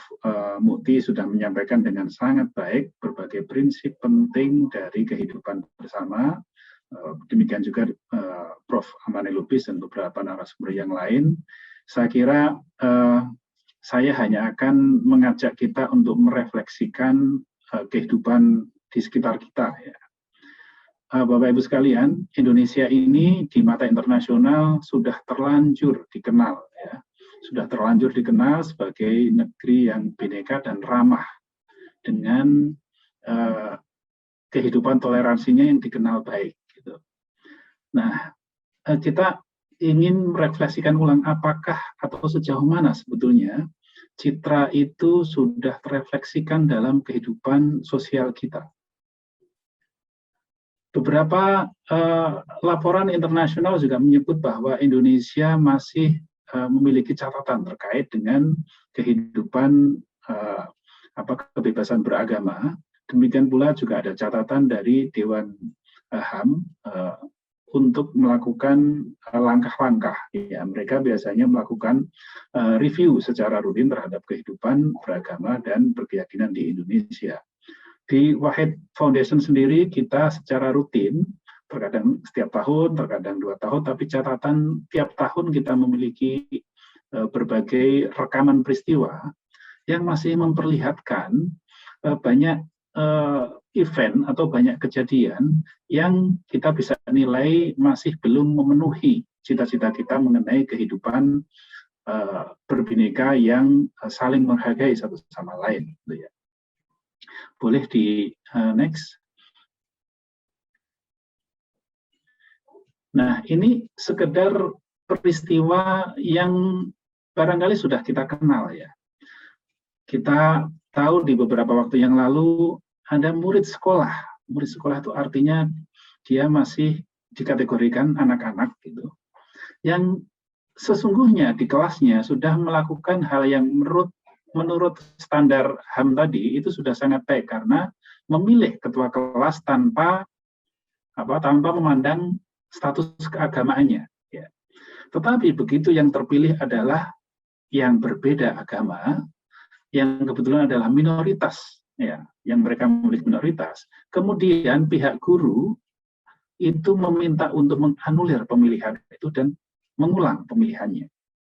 Pemerintah sudah melakukan langkah yang bijak, tentu saja sudah melakukan mutasi dan sudah melakukan peringatan terhadap tindakan yang dilakukan oleh pengajar dan sekolah tersebut.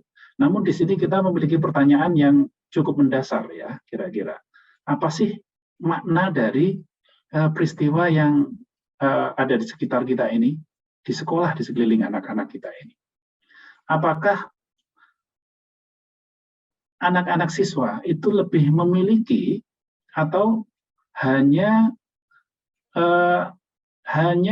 mendapatkan ajaran yang dianggap kurang toleran dari mereka yang generasi lebih tua misalnya, yang sesungguhnya mereka sendiri sudah memiliki kesadaran tentang toleransi atau kebebasan beragama itu sendiri. Nah, ini menjadi pertanyaan kita. Bisa next.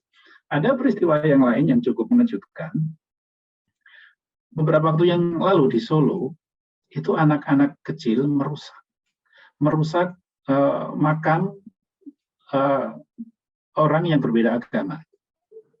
Dan ini ternyata juga direstui oleh guru sekolahnya, sekolah yang ternyata adalah sekolah informal.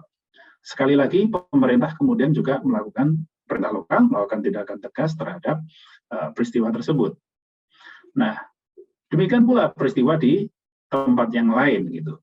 Ini bahkan makam, artinya apa? Artinya masyarakat atau warga kita yang sudah tidak memiliki kehidupan di dunia, sudah berada di alam yang berbeda, itu masih mengalami diskriminasi, masih mengalami pembedaan perlakuan yang didasarkan pada perbedaan identitas atau agama.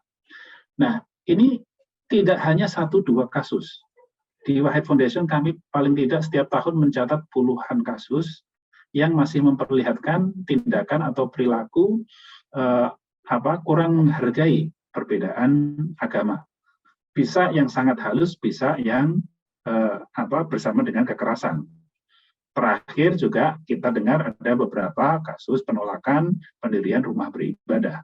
Nah, ini artinya apa? Artinya kita masih memiliki banyak sekali PR, banyak sekali pekerjaan rumah untuk paling tidak menyesuaikan apa yang sudah menjadi filosofi negeri kita, negeri yang ramah, multi agama, multi etnis gitu, dan menghargai satu sama lain. PR kita bagaimana ini mewujudkan dalam dunia nyata. Nah, kami di beberapa komunitas bersama dengan rekan-rekan di Indonesia mengambil beberapa pelajaran, melakukan beberapa langkah dan mengambil beberapa hal yang bagi kami ini penting untuk kita garis bawahi. Bisa dilanjutkan. Next, ya. Salah satu yang kita pelajari di lingkungan sekolah. Ya. Pertama, ternyata sistem tidak sepenuhnya mendukung, bukan dalam pengertian sistem secara nasional ya, tapi kita bisa melihat sistem yang ada di sekolah. Jadi kebijakan di tingkat sekolah banyak, misalnya kepala sekolah yang tidak memiliki kesadaran penuh bahwa sekolahnya itu memiliki murid yang banyak berbagai-bagai agama, tidak hanya satu agama saja. Nah, sebagian besar masih cenderung memperlakukan model satu agama di sekolahnya, sehingga kita tahu misalnya guru agamanya hanya ada satu, tidak disertai dengan guru agama yang agama yang lain gitu, dan pada kasus tersebut malah memaksakan seragam yang hanya berlaku bagi agama tertentu, padahal misalnya pemaksaan jilbab terhadap mereka yang berbeda agama, yang tidak menganut Islam. Nah, ini soal sistem kebijakan sekolah ya, penting untuk kita perhatikan. Kemudian aktornya guru. Bapak Mujtaba, mohon maaf, waktunya tinggal 2 menit lagi, mohon maaf Pak. Oke. Terima kasih. Ya, terima kasih telah mengingatkan. Ini sedikit lagi. Ya, Siap. yang kedua, aktor baik di tingkat guru maupun di tingkat siswa. Di tingkat siswa, memang siswa ini menjadi yang penting untuk dibimbing. Dalam konteks ini kita bisa melakukannya melalui organisasi siswa. Jadi selain pendidikan, proses belajar mengajar, di proses organisasi siswa ini menjadi penting untuk diperhatikan bagaimana mereka bisa beraktivitas, berkreasi, dan saling bertemu satu sama lain dalam kondisi dalam situasi plural, dalam situasi berbineka. Dan yang terpenting juga adalah yang ketiga adalah budaya. Budaya itu artinya bahkan dalam kebiasaan di kelas. Kita tahu kebiasaan di kelas yang sederhana, misalnya satu bangku dengan mereka yang berbeda agama, tidak satu bangku dengan mereka yang berbeda agama, misalnya. Itu menjadi pemantik, menjadi langkah yang bisa mewarnai budaya yang ada di situ. Kalau sejak awal lingkungan kebudayaan kita biasakan bahwa duduk satu bangku berkegiatan dengan mereka yang berbeda agama itu sesuatu yang asik, sesuatu yang patut dirayakan. Nah, saya kira lama-kelamaan budaya memahami yang berbeda bisa terbentuk secara baik. Ya, selanjutnya next, ini yang terakhir saja, saya cepat saja. Nah, ruang perjumpaan tadi sudah disebutkan panjang lebar oleh Prof. Mukti, tapi ini kita perlu tekankan sekali lagi. Ruang perjumpaan yang kita tidak lagi merasa punya identitas yang berbeda yang harus ditanyakan berulang-ulang. Misalnya seperti apa? Ketika misalnya kita di pasar beraktivitas dagang, kita tidak perlu mempertanyakan agamamu apa, identitasmu apa, tidak perlu. Tapi kita berinteraksi secara natural begitu saja. Nah, ruang-ruang perjumpaan ini penting untuk kita perluas gitu ya. Di White Foundation sendiri kita menginisiasi banyak kawasan desa damai yang memperluas ruang-ruang perjumpaan ini. Nah, ini perlu sekali lagi diperkuat dengan komitmen baik oleh pemimpin informal maupun pemimpin formal. Ini hal-hal yang sangat praktis yang penting untuk kita jalankan. Dan yang terakhir dan penting sekali adalah keberanian bertindak. Tadi kasus yang di Solo, Pak Wali Kota langsung turun ke jalan, langsung turun lapangan, ya, mengatasi kasusnya itu sendiri. Nah, keberanian bertindak dari pemimpin yang formal maupun yang informal ini penting untuk kita perkuat terus-menerus. Jadi kita berharap ketika ada peristiwa-peristiwa yang mengorbankan misalnya toleransi atau minoritas kepercayaan atau beragama, pemimpin-pemimpin formal dan informal berani bertindak untuk memulihkan kembali suasana kemajmukan di masyarakat kita, sehingga mimpi kita menjadi masyarakat Indonesia yang diverse, yang majmuk dan damai bisa terwujud. Terima kasih, semoga bermanfaat. Wassalamualaikum warahmatullahi wabarakatuh. Waalaikumsalam warahmatullahi wabarakatuh. Terima kasih banyak Bapak Mujtaba Hamdi. Selanjutnya saya ingin mengundang Dr. Chris Seipel, Senior Research Fellow University of Washington, untuk memberikan pemaparannya. Kepada yang terhormat Dr. Chris Seipel, kami persilakan. Thank you very much. If you would load my presentation, that would be fantastic. Thank you. I don't know what else we can say. There's been tremendous presentations and a lot of ground has been covered, but I've been asked by the organizers to talk about covenantal pluralism.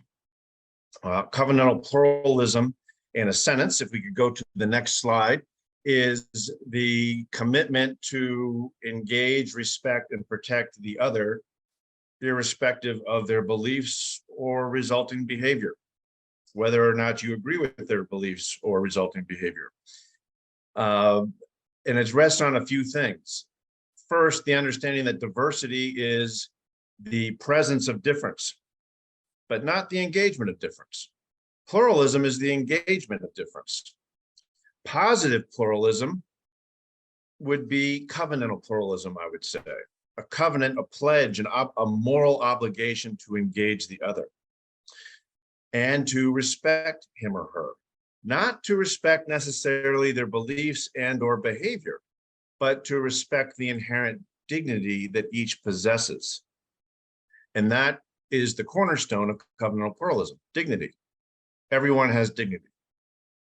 Where does this concept come from?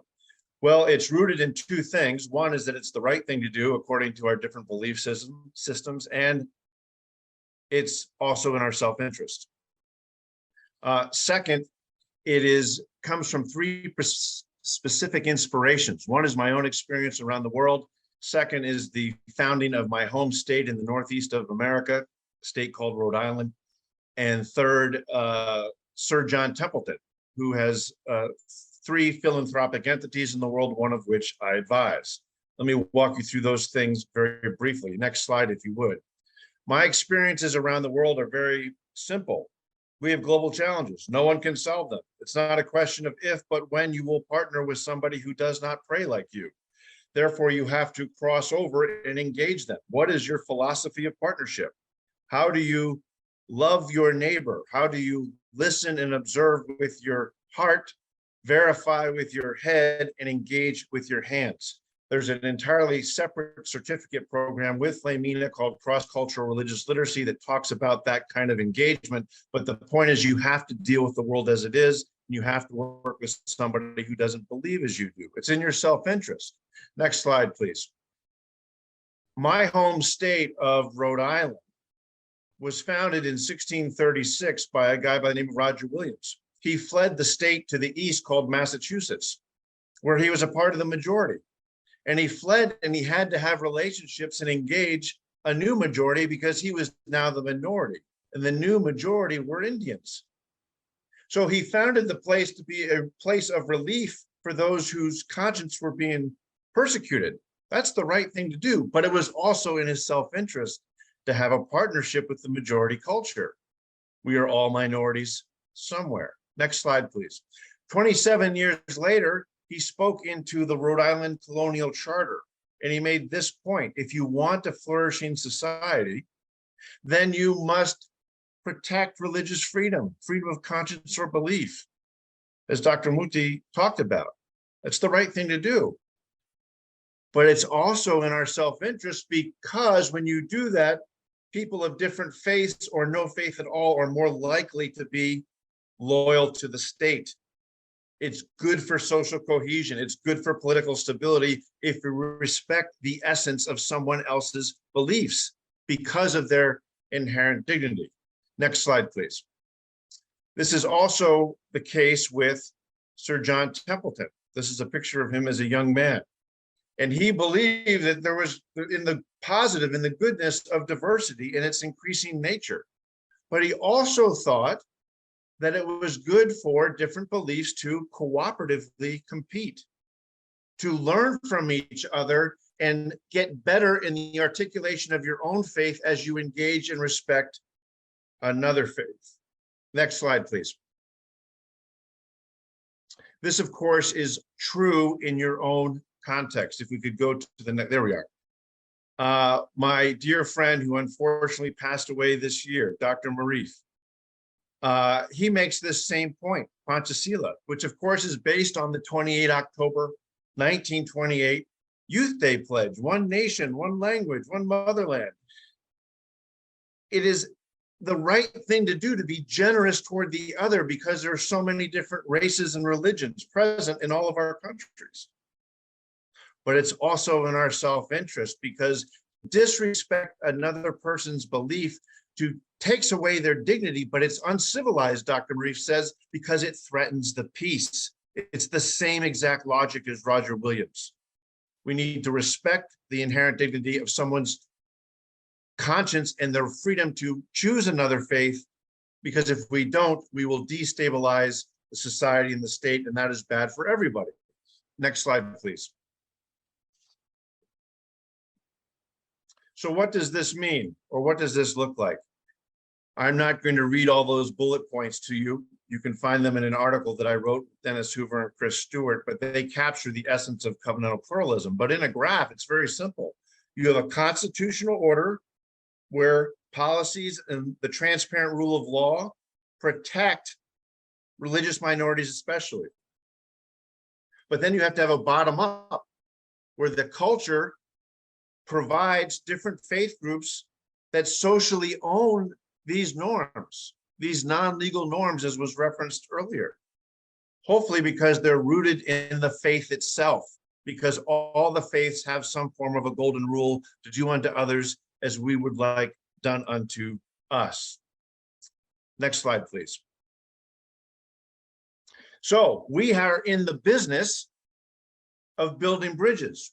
And what is important to think about in the context of covenantal pluralism is that there is such a thing as bad bridges. In American English, there is interfaith and multi-faith. Interfaith is a good word, but sometimes I use it to demonstrate the point that I'm about to make. Interfaith can suggest syncretism, even secularism, in my cultural context. And if you build an interfaith bridge, that's a bridge that's going to wash away with people of strong conviction, of exclusive truth claims. And as you see in this picture from the northwest of my country in the state of Washington, a bridge was built that was not conducive to that particular environmental context.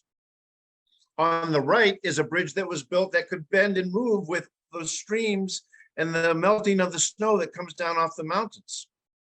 That's a multi-faith bridge because it's built together with the local context as its understanding and point of reference. And when we have multi-faith coalitions of the willing, we can take on the global challenges, because it's not if, but when we work with somebody different than our faith. That's the present. You'll also note that our oldest child is on that bridge. When you build bridges of multi-faith contextuality for the situation and issue, you also, by definition, build bridges to the future that our children will learn. And this speaks to the point of education that Dr. Muti was talking about. Last slide, please. What does this look like in practice? Back in May, there was a dialogue of declarations in the country of Uzbekistan. And it had a dialogue among different declarations. Punta del Este, as Brett Scharf has referenced, the Marrakesh Declaration, the Makkah Declaration. These are all wonderful declarations that have common principles. But what differentiated the dialogue of declarations is the 3 certificate programs that took place before the dialogue. Certificate programs to equip citizens to have a covenantal pluralism. From the top down, Brett Scharf and his colleagues conducted a religion and rule of law program.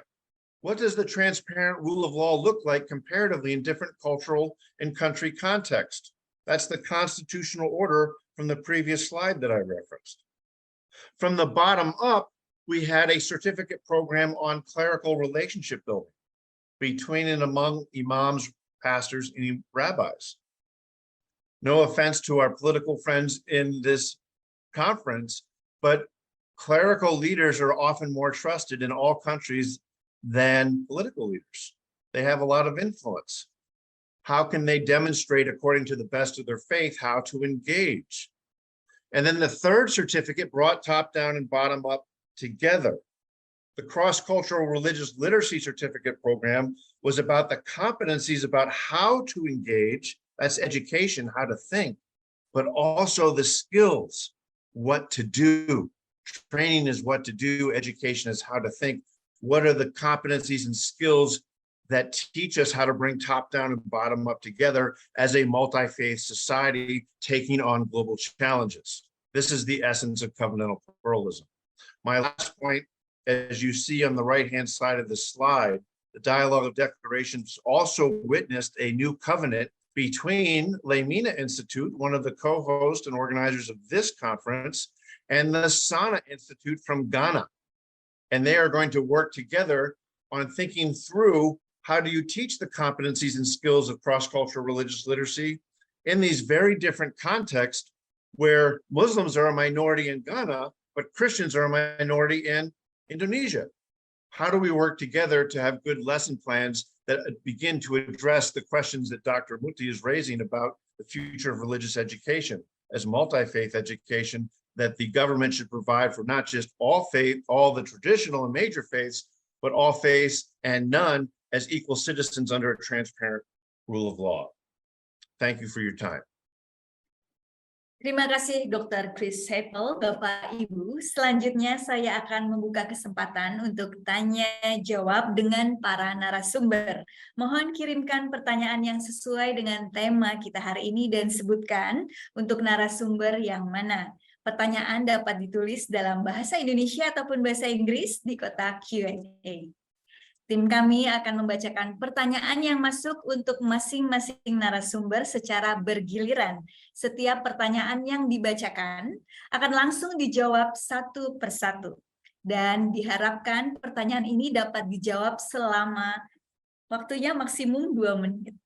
Baik, urutan pertanyaan yang dibacakan untuk Profesor Dr. Haji Amani Lubis, MA. Silakan untuk pertanyaannya. Dari Peter Randen B untuk Prof. Haja Amani. Apa yang belum maksimal dilakukan kaum ibu sehingga masalah-masalah intoleransi pada anak masih marak terjadi? Bisakah diberikan langkah-langkah praktis yang harus dilakukan kaum ibu agar anak-anak yang dilahirkan menjadi mencintai kemanusiaan dalam perbedaan? Dari Toraja, terima kasih. Silakan, Prof. Ya. Oke, baik, terima kasih. Ya, pertanyaannya untuk kaum ibu berarti ini konteksnya keluarga ya. Bagaimana pendidikan dalam keluarga sehingga masih ada muncul intoleransi dan tidak menghargai perbedaan. Tentu bukan peran ibu saja, kalau dalam keluarga peran bapak, anggota keluarga lainnya juga sangat berperan. Pertama, anak ketika tumbuh di dalam keluarga tentu diberi kasih sayang, diberi muatan akhlak, ya, budi pekerti serta norma agama, nilai agama yang baik sesuai dengan agama semuanya ya masing-masing, dengan harapan bahwa anggota keluarga anak yang tadi ini tumbuh dengan sehat dan juga sehat mental jasmani dan bisa bergaul di masyarakat dengan baik ya, menanggapi berbagai perbedaan pun bisa dengan baik diatasi. Nah, munculnya intoleransi adalah karena bukan hanya dari kaum ibu, bukan hanya dari keluarga, tetapi itu sudah menjadi lingkungan yang berperan. Ada lingkungan terdekat dari sekolah atau dari kelompok-kelompok masyarakat tertentu yang dia juga bisa jadi ikut ya, suka mendengar dari kelompok itu tentang konsep-konsep atau ajaran tertentu sehingga dia masih tidak menghargai perbedaan sehingga intoleran. Hal ini tentu bukan hanya dari segi pendidikan saja, bukan dari segi pendidikan agama, bukan dari segi pendidikan umum yang dapat di sekolah atau di madrasah, Tetapi lebih kompleks lagi tadi bahwa ada kelompok-kelompok tertentu yang dengan sengaja merekrut anak-anak ini supaya sifatnya jadi keras, tidak fleksibel, hanya menganggap dirinya dan pendapat kelompoknya itu yang benar. Inilah yang memunculkan sifat intoleransi. Dan ini tidak banyak di Indonesia, karena secara umum di Indonesia adalah toleran, dan ini sudah menjadi patokan umum atau jadi local wisdom kita. Kita adalah selalu bersahabat dengan siapapun. Dengan alam yang begitu ekstrim, kita juga di Indonesia dilatih untuk bersahabat. Apalagi dengan sesama manusia yang ada konsep penghargaan terhadap martabat manusia itu juga tinggi. Jadi multi sebab ya terhadap intoleransi yang muncul dari anggota keluarga. Nah, penanganannya juga tentu dimulai juga dari keluarga, apakah dalam bentuk nasihat-nasihat dan contoh yang real dari anggota keluarga, ayah, ibu, dan anggota lainnya, bahwa toleran itu adalah yang baik. Kemudian dari madrasah, dari sekolah, dari perguruan tinggi, dan dari organisasi, masyarakatan, dan juga dari pemerintah, semuanya wajib untuk menjelaskan bahwa kehidupan toleran itulah yang membangun, yang menjadikan kita manusia, daripada yang intoleran, mau hidup sendiri, menang sendiri, itu akhirnya juga akan rugi sendiri. Saya kira itu.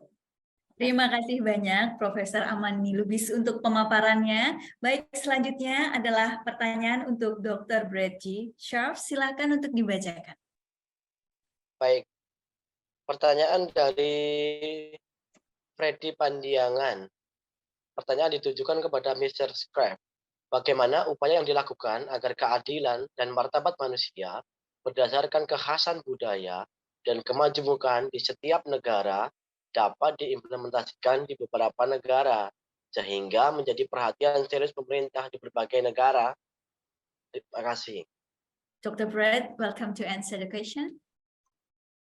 Thank you. I'm not sure I understand the question completely, but it is, I think, quite important for us to have a multi-disciplinary, valent approach. Chris Seipel was talking about the importance of top-down rule of law as well as bottom-up culture, and I think both of those are going to be very necessary. As we try to create cultures of dignity, I don't think we're going to result in absolute uniformity.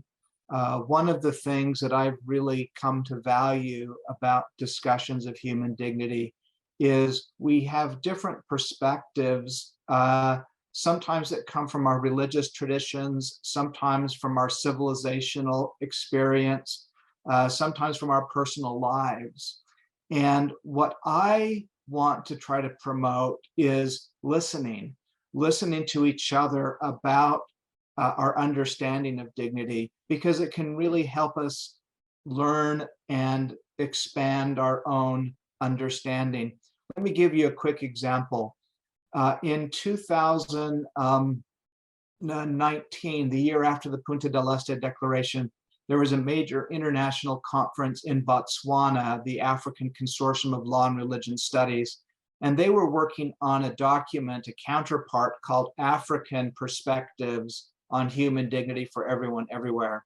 And one of the contributors to that document was from Zimbabwe. And this is what he said. He said, in Zimbabwe, what human dignity means for a man is that he can make a living sufficient that he can get married and support his wife and a child. And that was a lovely, beautiful expression, but I had never thought about that as an American. A few weeks later, back at home, I read an article about the decline of marriage in the United States. Today, almost 40% of all children are born to single mothers.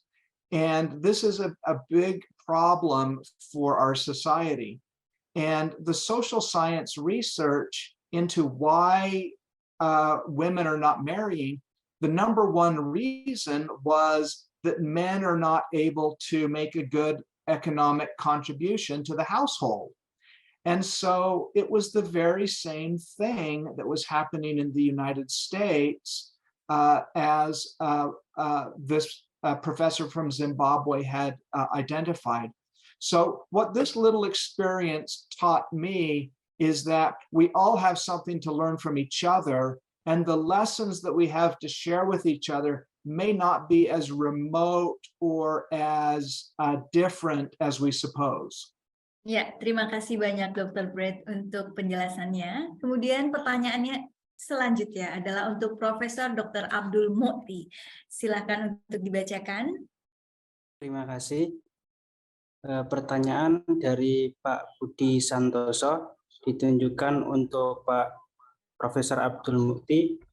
Ketika Bapak berkeyakinan bahwa pendidikan adalah kunci menyebarkan sikap inklusif dalam beragama, bagaimana hal itu bisa terwujud ketika lembaga-lembaga pendidikan agama seperti madrasah masih sering tidak permisif terhadap pemahaman agama yang berbeda, bahkan terhadap organisasi keagamaan yang berbeda? Terima kasih.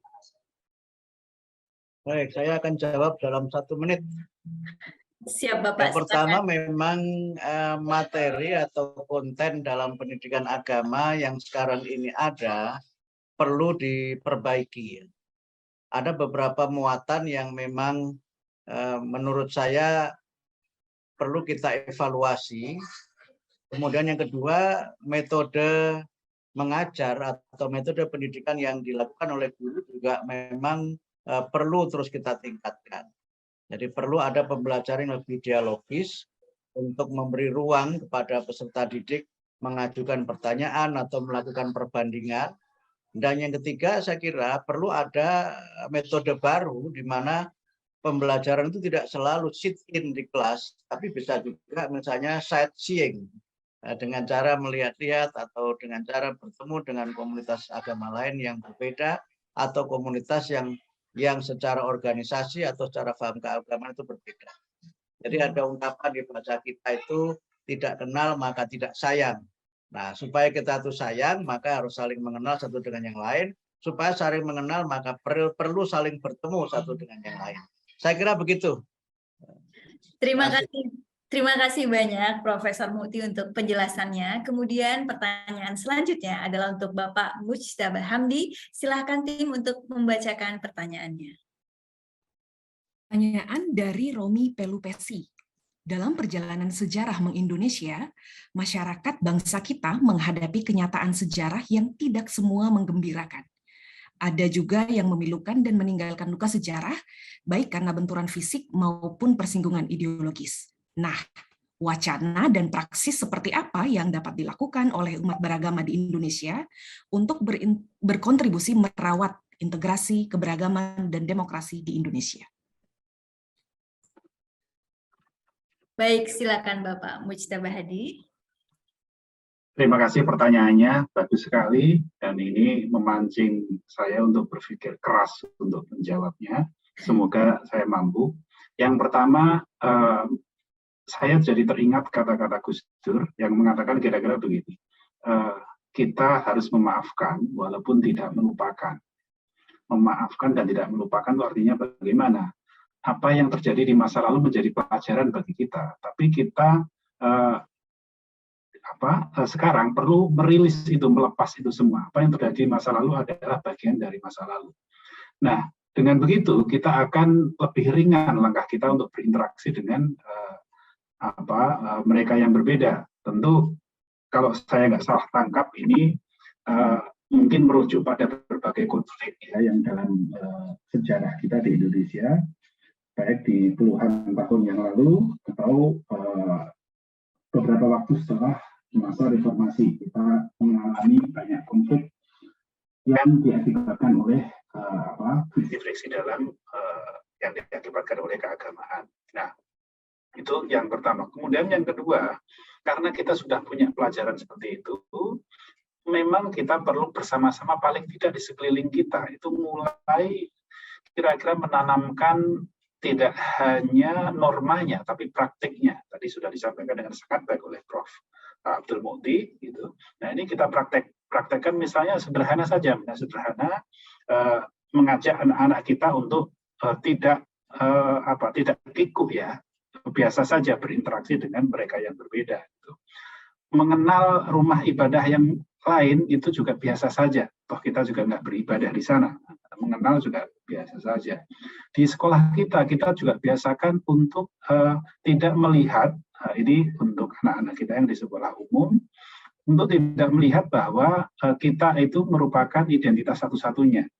Nah, seringkali itu masih muncul di banyak tempat, bahwa ketika misalnya apakah Islam atau Hindu gitu, seolah-olah di sekolah itu hanya ada Hindu, nggak ada agama yang lain, hanya ada Islam, nggak ada yang lain. Nah, seolah-olah seperti itu. Nah, mindset seperti itu kita perlu bedah, kita perlu bongkar bahwa ini adalah sekolah umum, sekolah publik yang mana pesertanya juga masyarakat Indonesia yang berbineka gitu. Nah, ini saya pikir hal-hal kecil yang bisa kita kontribusikan, yang kalau kita lakukan secara konsisten akan mengubah sejarah Indonesia, dan hal-hal yang pahit di masa lalu tidak terulang. Semoga menjawab. Terima kasih banyak Bapak Mujtaba Hamdi untuk pemaparannya. Selanjutnya adalah pertanyaan untuk Dr. Chris Seppel. Silakan tim untuk membacakan pertanyaannya. Pertanyaan dari Ibu Nur Asia untuk Dr. Chris Seppel. The concept of interfaith and multifaith for me seems to have a logical inconsistency.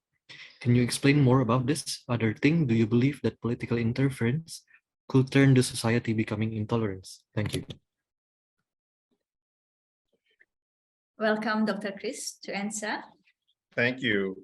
I missed the opening part, but what I understood was it's a question about the political influence on religious tradition. Sometimes I say that there's a difference between faith and religion. Religion is something that has all the answers, and because of political factions in all countries that would use religion to validate their political purpose or goals. And so I like to use faith. Faith, when I make this juxtaposition, faith allows for the mystery and the majesty and the mercy of an all-knowing God that we can barely know because he's so sovereign. And so it is the responsibility of faith leaders from the bottom up to teach their congregations the best of their faith so that they can stand against the worst of religion. So it's a very much a nonpartisan thing to be who you are as a clerical teacher. But when that happens, paradoxically, the state is stronger because you resist the political manipulation of people who want to use religion for their purpose. And this is a global phenomenon right now, religious nationalism. And as I have argued in other places, and it's online, I have a presentation I made when the Templeton lecture in 2018 in October. I gave a presentation called The Call of Covenantal Pluralism, Faithful Patriotism Against Religious Nationalism. And by faithful patriotism, what I mean is that I believe God gives us citizenships, a spiritual citizenship, a global citizenship, and a national citizenship that we're called to steward. We steward our national citizenship by living out the best of our faith and being resistant to political manipulation, because God is bigger than any country and any political party. Thank you. Terima kasih banyak Dr. Chris untuk penjelasannya. Bapak Ibu, dengan berat hati kita harus menutup sesi tanya jawab ini, dan sekali lagi terima kasih kepada Bapak Ibu sekalian yang telah mengirimkan banyak sekali pertanyaannya, dan kami mohon maaf apabila pertanyaan belum sempat untuk dibacakan pada forum hari ini. Dengan demikian, kita telah sampai di penghujung acara konferensi internasional kita kali ini. Akhir kata, atas nama Direktorat Jenderal HAM, Kementerian Hukum dan HAM Republik Indonesia, dan Institut Leimena, kami mengucapkan banyak terima kasih kepada seluruh narasumber dan pemberi sambutan yang telah hadir di acara ini. Kepada Bapak Ibu peserta webinar baik di Indonesia maupun di negara-negara lain dimanapun Anda berada, terima kasih banyak atas kehadirannya. Terima kasih juga kami sampaikan kepada seluruh panitia dan tim kerja yang telah bekerja keras untuk mempersiapkan webinar ini. Selamat malam untuk kita semua dan sampai jumpa di sesi hari ketiga besok dengan topik menguatkan kebebasan dan toleransi beragama melalui literasi keagamaan lintas budaya. Demikian saya pamit diri. Assalamualaikum warahmatullahi wabarakatuh dan selamat malam.